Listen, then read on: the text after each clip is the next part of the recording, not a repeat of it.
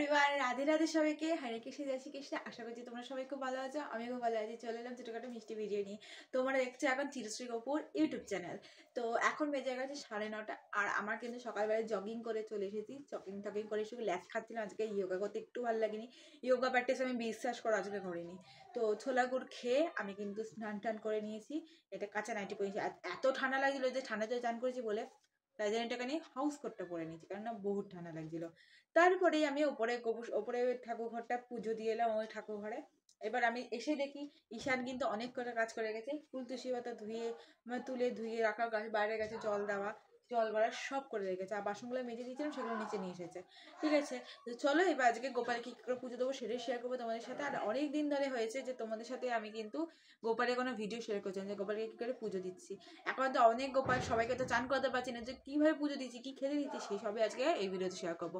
অবশ্যই তোমরা ভিডিও দেখতে থাকো। ভালো লাগলে অবশ্যই চিরশ্রী কপুর চ্যানেলটা সাবস্ক্রাইব করে পাশে বেল বাটনটা ক্লিক করে দিও। আর like, comment, share, subscribe follow করতে ভুলো না। চলো কন্টিনিউ করা যায়। আর please Chirashree Chakraborty Facebook channel subscribe করে দিও। আর সন্তু রেলওয়ে ইউটিউব চ্যানেলটাও সাবস্ক্রাইব করে দিও প্লিজ। তো ফাইনালি এত বকবক করার পর আমি কিন্তু ভিডিওটা বাকিটা স্টার্ট করে ফেলাম। এবং সকাল সকাল ঈশান কিন্তু এসে ফুল তুলসী পাতাগুলো ধুয়ে তুলে ধোয়া, তারপরে বোতলে জল ভরা, ঠিক আছে, এগুলো করে দিয়েছে। জানো তো, নিচে বাসনটা ছিল, সেই বাসনটা আমাকে এনে দিল, আমি সেগুলো মেজে দিলাম, আবার নিচে এসে রেখে দিল। এই কাজগুলো কিন্তু ও এসে সত্যি করে, আমার তো খুব সুবিধা হয়, বিশ্বাস করে মিথ্যা কথা বলবো না। তো কথা বলতে বলতে বাসনগুলো যেগুলো লাগবে সেগুলো রেখে বাকিগুলো উগুর করে রাখলাম।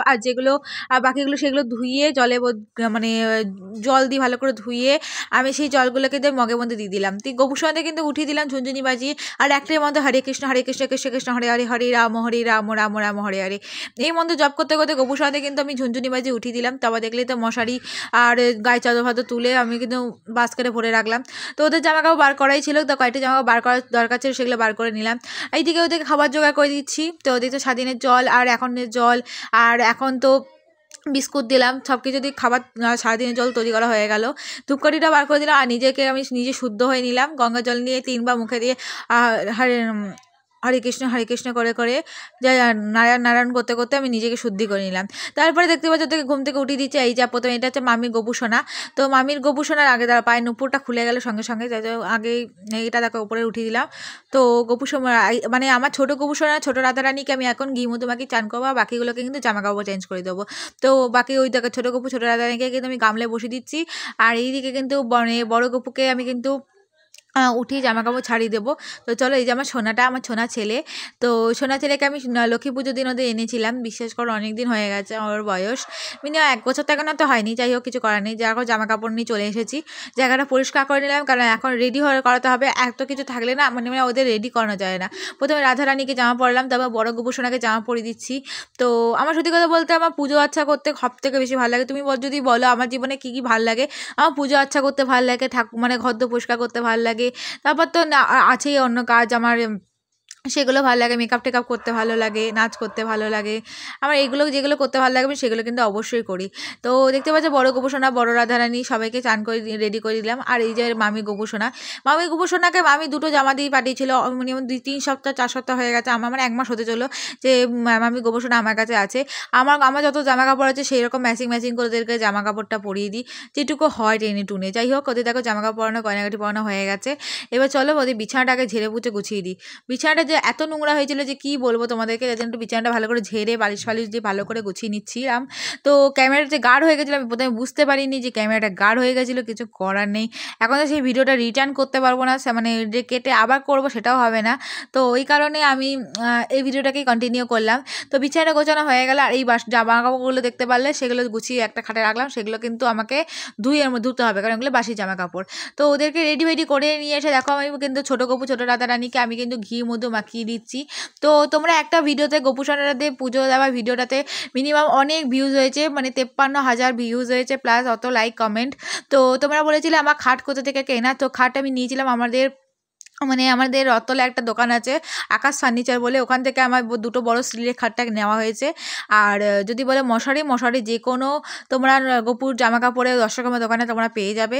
আর আমার সত্যি কথা গোপু রাধারানীকে আমি কিন্তু খুব ভালো লাগে। আমার এই যে ছোটো গোপু সোনাকে, ছোটো রাধারানীকে আমি এই বাজারের গেটের ও দোকান থেকে নিয়ে এসেছিলাম। আর এই বড় গোপু সোনা যেখানে লক্ষ্মী পুজোতে প্রতিষ্ঠা করলাম তাকেও আমি ওখান থেকে এনেছি।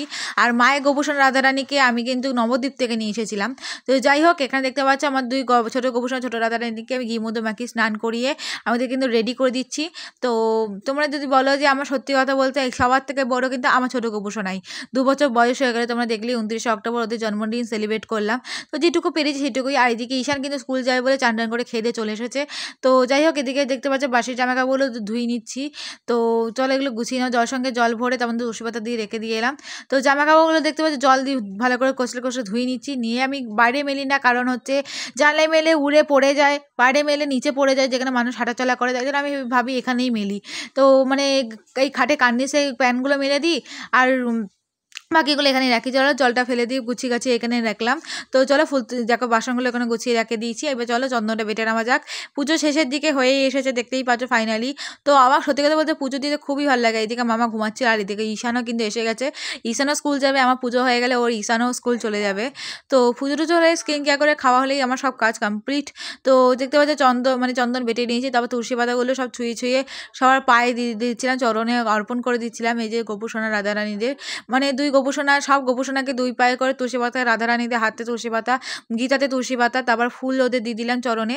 নিয়ে ধূপকাঠি দিয়ে আরতি করে আমি কিন্তু ওদের রাধারানীর প্রণাম মন্ত্র তপ্ত কাঞ্চনা গৌরাঙ্গনাথে বৃন্দাবনেশ্বরী বিশেষ বনে হরিপ্রিয়ে আর গোপু সোনা প্রণাম কৃষ্ণায় বাসুদেবায় দেবকীনন্দ হিতায় চর্ষকে কৃষ্ণায় গোবিন্দায় নমঃ নমঃ। হে কৃষ্ণ কৌশল দীনবন্ধু জগৎপতি গোপীশ্রী গোপীনাথ রাধাকান্ত নমস্তে। এই মন্ত্র জপ করে আমি কিন্তু 6 জনকে প্রণাম করলাম। আর এইদিকে কিন্তু আমি ধূপকাঠি দিয়ে আরতি করে দিচ্ছিলাম। মানে আমার মামা কিন্তু ওখানে ঘুমাচ্ছে, ওটা মানে জাস্ট ওটা ইগনোর করো, কিছু করার নেই। মামা কিন্তু ঘুমাচ্ছিল। আর এদিকে কিন্তু আমি পুজো আচ্ছা করছিলাম। তো আমার এখানে প্রণাম মন্ত্র করে প্রণাম করে পুজো কমপ্লিট করলাম আজকে। আমার পুজো যদি ভালো লেগে থাকে তোমাদের, আমার যদি কিছু ভুল ত্রুটি করে থাকি আমাকে সবাই ক্ষমা করে দিও। আর আমি যে কী ভুল করেছি সেটাও জানিয়ে দিও। ভালো লাগলে like comment share subscribe follow করে দিও। সবাইকে জানছি good morning and Radhe Radhe, Hare Krishna.